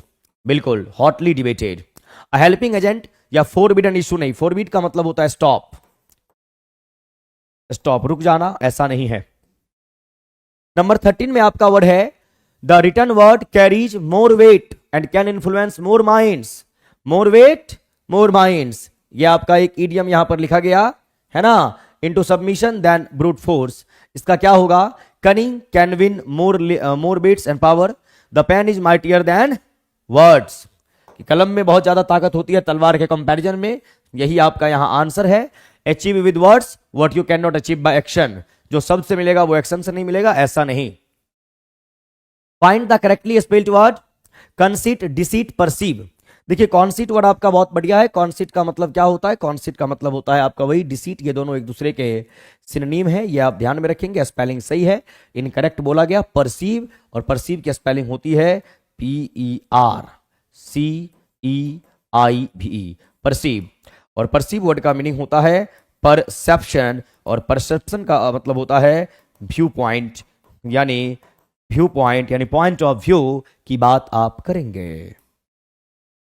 Ramesh takes after his father, कई बार आपको मैं बता चुका हूं सेशन में कि टेक आफ्टर के लिए वर्ड क्या आता है आपका, टेक आफ्टर के लिए वर्ड आपका आता है क्या, रिजेंबल। और रिजेंबल का मतलब क्या होता है, एक समान दिखना, यानी सेम्बलेंस, यानी लाइकवाइज, एक जैसा ही आप दिख रहे हैं। करेक्ट ऑप्शन है आपका रिजेंबल्स। या आप ध्यान रखेंगे, फॉलो का मतलब तो होता है किसी भी चीज को आप चेंज कर रहे उस सेंस में, और इमिटेट का मतलब होता है किसी भी चीज को आप कॉपी कर रहे उस सेंस में। नरेशन का मामला है, नरेशन आपके एग्जाम में पूछा जाता है। She said oh that I were a child again, sorry Sonia said, तो Sonia said oh that I were a child again, ये आपका कंडीशनल वाला मामला हो गया। तो Sonia exclaimed with wonder that, अब आई को आपने यहां से गायब कर दिया, ये गड़बड़ दिक्कत है आपका। Sonia wandered that were a child again, Sonia strongly wished, है ना, विश कर काश में बच्ची होती, स्ट्रांगली विश दैट। अब आई वर है और ये भी पास्ट में गया, तो इसको आप हेडविन में लेके चले गए, है ना, हेडविन। और आई सोनिया के according she had been a child again, फिर से वो बच्ची हो जाती। Correct option C for Canada आपका आंसर माना जाएगा। जैसे देखिए रिपोर्टिंग वर्ब आपका है पास्ट में, यानी V2 में, इधर आप इस्तेमाल क्या कर रहे हैं, वॉच या वर, है ना। तो ये जो चेंज होगा अब आपका डायरेक्ट से इनडायरेक्ट में, तो ये वॉच वर आपका चले जाएगा कहां पे, हेड और बिन में, ये नियम है। रिपोर्टिंग ऑफ पास्ट में और रिपोर्टेड स्पीच में आया है वॉच या वर, चेंज करोगे हेड विन में जाएगा और यहां पर गया है। Correct option C for Canada. Voice की अगर आप बात करेंगे, they grow these flowers in Bengaluru, grow आपका है V1, और V1 की बात करेंगे तो पैसिव वॉइस में इज, एम, आर और वर्ब का थर्ड फॉर्म इस्तेमाल होता है, तो बोला जाएगा कि दीज फ्लावर्स, ग्रीव नहीं, हेल्पिंग वर्ब चाहिए। दीज फ्लावर्स वर नहीं, प्रेजेंट में है। These flowers are grown in Bengaluru. Correct option C for Canada. 35 after opening the door we entered into the room next to the balcony. अब यहां पर enter के साथ इनटू जो है वो आपका सुपरफ्लुअस एक्सप्रेशन है, ये नहीं होगा। करेक्ट ऑप्शन आपका है सेकंड, ऑप्शन बी। अब यहां आइए एक दो बात करते हैं। ये तो हम जान गए कि एंटर के साथ इन जनरल इनटू नहीं लगता है, लेकिन एंटर के साथ इनटू आपका जो है ये लग भी सकता है और नहीं भी लगेगा।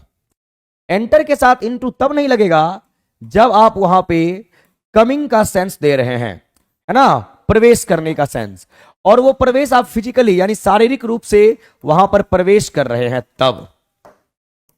अगर एंटर इनटू की बात कर रहे हैं और बात कन्वर्सेशन की चल रही है, during the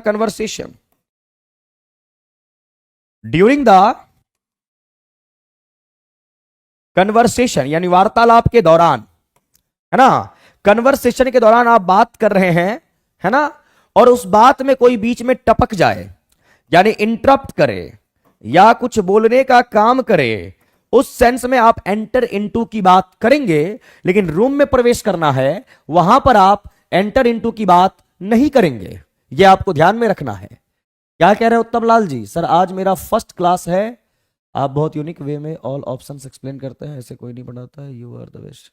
thank you very much. Daily आइए, यहां पे आपको क्लास 8:30 बजे डेली मिलता है, 8:30 बजे, है ना, ध्यान रखना है बंधु। 36 में आइए। क्वेश्चन नंबर 36 आपका क्या कह रहा, ऑप्शन आपका दिया हुआ है और ये आपका है सेंटेंस रीअरेंजमेंट। अब इस टाइप के क्वेश्चन को आप सॉल्व कैसे करेंगे, तो सबसे पहला लाइन यहां पर दिया हुआ है वंस, वंस में सिंगल ही होता है, टाइपिंग एरर है आपका, typo error. Once reluctant to be, अब वंस रिलक्टेंट टू बी दे दिया गया। ऑप्शन में आइए डी, तो बोल रहा है once reluctant to be turned the page. उसके बाद C, turn the page seen with Lalu Yadav. अब मान लो पेज अगर सब्जेक्ट भी हो जाए तो सब्जेक्ट के तुरंत बाद वर्ब का थर्ड फॉर्म नहीं आता, या तो V1 या V5 या V2 आएगा। थर्ड फॉर्म के लिए आपको हैव हैज हैड चाहिए या इज एम आर वॉज या वर चाहिए वर्ब के तौर पे। तो डी के बाद सी का पेयर नहीं बनेगा, ऑप्शन ए नहीं होना चाहिए। बी में आइए, तो बोला गया once reluctant to be seen, be के बाद वर्ब का थर्ड फॉर्म आता है यू विल बी टॉट, आपको पढ़ाया जाएगा, तो सी आ सकता है। और उसके बाद बी है seen with Lalu Yadav, Congress vice president Rahul Gandhi, C B. और उसके बाद A Rahul Gandhi seems to have, अब हैव के बाद वर्ब का थर्ड फॉर्म चाहिए, to have turned the page, तो सी बी ऑप्शन आपका बिल्कुल करेक्ट है। सी में क्या प्रॉब्लम है, once reluctant to be seems, अब बी के बाद अगर आप V5 लगाओगे पॉसिबल ही नहीं है। बी के बाद हेल्पिंग वर्ब का थर्ड फॉर्म इस्तेमाल होता है, जहां कहीं भी बी लगा हुआ है उसके बाद एक्शन वर्ब का थर्ड फॉर्म होना चाहिए, फर्स्ट नहीं। और ए में आपका वही आया है, नहीं आएगा। यहां पर एक वर्ड है रिलक्टेंट, और रिलक्टेंट वर्ड का मीनिंग होता है अनविलिंग, अनविलिंग, ये आपको ध्यान में जरूर रखना है। और अनविलिंग वर्ड का मीनिंग होता है जब काम करने में मन ना लगे, अन का मीनिंग नॉट, और विल का मीनिंग होता है डिजायर, और डिजायर मीन्स इच्छा, यानी जब काम करने का मन नहीं है उसे आप अनविलिंग या रिलक्टेंट कहने का काम करेंगे। करेक्ट ऑप्शन भी आपका आंसर माना जाएगा। 37 बोला गया आपका defenceless they dash themselves dash their attackers. अब आप डिफेंसलेस है, लेस का मीनिंग होता है नॉट, यानी आप खुद की सुरक्षा नहीं कर पा रहे, तो defenceless they dash themselves, they dash, they abandoned, they abandoned और दे अबेंडेंड। अबेंडन का मतलब होता है कर नहीं पाना, त्याग देना। दे अबेंडेंड देमसेल्व्स बिल्कुल, dash their attackers, to their attackers, against their attackers या विद देयर अटैकर्स। अब यहां पर देखिए defenceless they abandoned themselves to their attackers. अब यहां पे अगेंस्ट का सामना नहीं होगा क्योंकि डिफेंसलेस का मामला है, अगेंस्ट तब होता जब उसके विरुद्ध की बात करते। अब ऐसा नहीं कि अटैकर्स है तो उसके विरुद्ध में काम करने के अगेंस्ट लगा दोगे, सेंस आपको समझना है। To their attackers option A होता है, बी आपका आंसर नहीं होगा, ये ध्यान में आप रखेंगे, ठीक है ना। 38 में आपका है in the sentence given below a part is underline, choose the most suitable option that can replace. हां, there is less need to prepare presentation as the clients will not be coming today। अब less word कहां से आया है, तो less आया है little से। एक वर्ड होता है लिटल, एक होता है आपका अ लिटल, और एक की बात करेंगे तो भैया होता है द लिटल। और ये लिटल का इस्तेमाल होता है अनकाउंटेबल नाउन के लिए। लिटल होता है नेगेटिव सेंस में, अ लिटल पॉजिटिव सेंस में, द लिटल का मतलब होता है ऑल, ये आपको ध्यान में रखना है। और लेस का मीनिंग होता है ना के बराबर, तो हार्डली, और हार्डली भी अपने आप में नेगेटिव वर्ड है।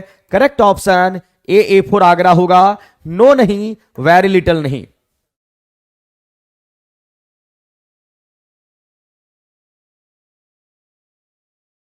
बस 5 मिनट, चलिए। एनीमिया ब्लड एनार्की, ये है एनालॉजी का क्वेश्चन, एनालॉजी। अब यहां पर क्या होगा, तो एनीमिया ब्लड की कमी से होता है, यानी ब्लड रहे तो एनीमिया नहीं होगा। तो एनार्की किसकी कमी से होता है, एनार्की वर्ड के अगर मीनिंग की बात करेंगे तो एन लगा हुआ है, ए और एन किसी भी वर्ड के पहले आए उसका मीनिंग होता है नॉट। और आर्की वर्ड के मीनिंग की बात करेंगे तो आर्क का मीनिंग होता है रूल एंड रेगुलेशन। जैसे आप पढ़ते हैं word monarch, MONARCH, monarch. Monarch की बात अगर करेंगे तो यहां पर एक वर्ड आएगा मोनो, मोनो, और आर्क का मीनिंग होता है रूल एंड रेगुलेशन। तो मोनो का मीनिंग होता है आपका सिंगल, यानी कि वन, है ना। जब एक आदमी शासन करे, यही वाला मामला हो जाता है या तो किंग का या फिर क्वीन का। तो नॉट रूल एंड रेगुलेशन। तो ब्लड की कमी से एनीमिया होती है, तो किस चीज की कमी से अराजक फैलेगा, यानी एनार्की फैलेगी। गवर्नमेंट, सरकार अगर सही से काम नहीं करे तो एनार्की। लॉलेसनेस, नियम कानून का कोई वो नहीं होना। और मोनार्की का मतलब राजतंत्र यानी किंगडम का मामला है। ये बंधु ध्यान में रखिएगा। आइए 40 में आप ध्यान रखेंगे, how is the word thumb used in their was a loud thumb coming the down stairs, thumb thumb thumb, है ना। तो देखिए आपका एक होता है फिगर ऑफ स्पीच, और फिगर ऑफ स्पीच में अगर किसी भी वर्ड के, कोई भी वर्ड है, उसको लिखा वैसा ही जा रहा है, पढ़ा वैसा ही जा रहा है, जैसा कि उसका साउंड मैच करता है, तो उसे आप कहते हैं क्या, ओनोमैटोपोइया। ओनोमैटोपोइया। क्लियर है मामला। चलिए क्लाइमेक्स और एंटी क्लाइमेक्स, अर्पणा बहुत पहले सवाल करती थी सर क्लाइमेक्स क्या है, एंटी क्लाइमेक्स क्या है। आइए, क्लाइमेक्स जब कोई भी चीज इंक्रीजिंग ऑर्डर में बढ़े, इंक्रीजिंग ऑर्डर में बढ़े, उसको आप बोलते हैं क्लाइमेक्स। और एंटी क्लाइमेक्स जब कोई डिक्रीजिंग ऑर्डर को फॉलो करे। डिक्रीजिंग, अब इंक्रीजिंग ऑर्डर, डिक्रीजिंग ऑर्डर का क्या मतलब है। जैसे मैं बोलूं आई सेव या आई रिस्पेक्ट, आई रिस्पेक्ट, क्या क्या लिखोगे, माई वॉक, आई रिस्पेक्ट ऐसे लिखो, my book, my book, my life and my parents. ये इंक्रीजिंग ऑर्डर में गया, यानी सीक्वेंस में। पहला बुक की इज्जत करते हैं, उसके बाद अपनी जिंदगी की इज्जत करते हैं, और पेरेंट्स की इज्जत करते हैं। सबसे ऊपर है पेरेंट्स, बढ़ते, यानी ये 1, ये 2 और ये 3, ये यहां बोला गया। इसी को पलट दीजिए, बड़ा पहले, छोटा उसके बाद। मैंने बोला आई रिस्पेक्ट माई पेरेंट्स, अब पेरेंट्स की इज्जत पहले हो रही है, फिर उसके बाद लाइफ एंड बुक। अब इसमें क्या हुआ, जो बड़ा है वो सबसे पहले, पेरेंट्स का वैल्यू सबसे ज्यादा है लाइफ में, है ना। तो ये हो गया आपका 3। फिर उसके बाद अपनी जिंदगी के बारे में बात करो, जिंदगी का हिस्सा है पढ़ाई लिखाई करने का, तो ये 3, 2, 1। तो क्लाइमेक्स में जब भी कोई बात करेंगे, किसी भी सीक्वेंस ऑफ इवेंट की बात करेंगे, तो वो आपका इंक्रीजिंग ऑर्डर में होगा, सीक्वेंस में बढ़ेगा, वो हमारा क्लाइमेक्स होगा। और एंटी क्लाइमेक्स जब वो डिक्रीजिंग ऑर्डर में होगा, घटते क्रम में होगा, उसे आप एंटी क्लाइमेक्स कहने का काम करेंगे। ये आपका फिगर ऑफ स्पीच है, और ये आपका थंब यानी साउंड वाला मामला, ये आपका ओनोमैटोपोइया है, जैसे मोबाइल वाइब्रेट करता है, या मान लीजिए गेट आप लगाते हैं, आवाज करता है ना। किसी को आप पीटते हैं, आवाज आती है, तो वो क्या है, ओनोमैटोपोइया है। ये आप ध्यान में जरूर रखेंगे। तो सेशन यहां पे एंड होता है। पहले आप मुझे ये बताइए, आज का सेशन आप सभी को कैसा लगा।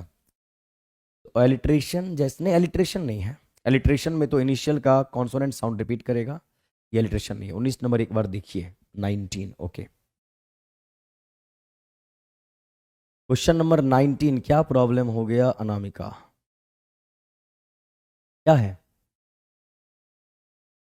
सही है पैसेज, मैंने पैसेज को 2-3 बार पढ़ के तब बताया है आपको, एक बार आप खुद से पढ़ लीजिएगा, है ना।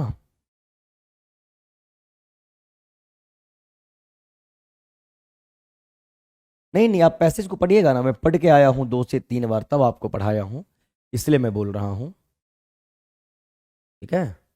अनामिका 19 का भी होगा, गीतांजलि भी बोल रही है, लगता है मेरे को पढ़ना पड़ेगा, रुको पढ़ ही देता हूं।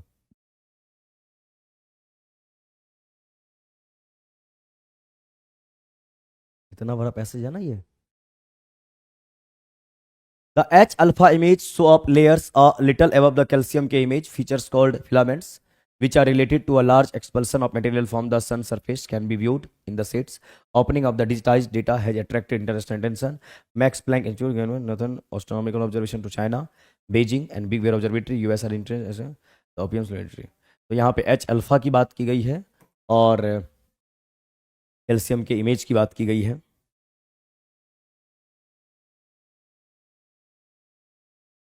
द वे सन्स लुमिनोसिटी चेंजेज इसकी बात की गई है। हाँ वो सारे कंपोनेंट थे, हाँ सही बोला।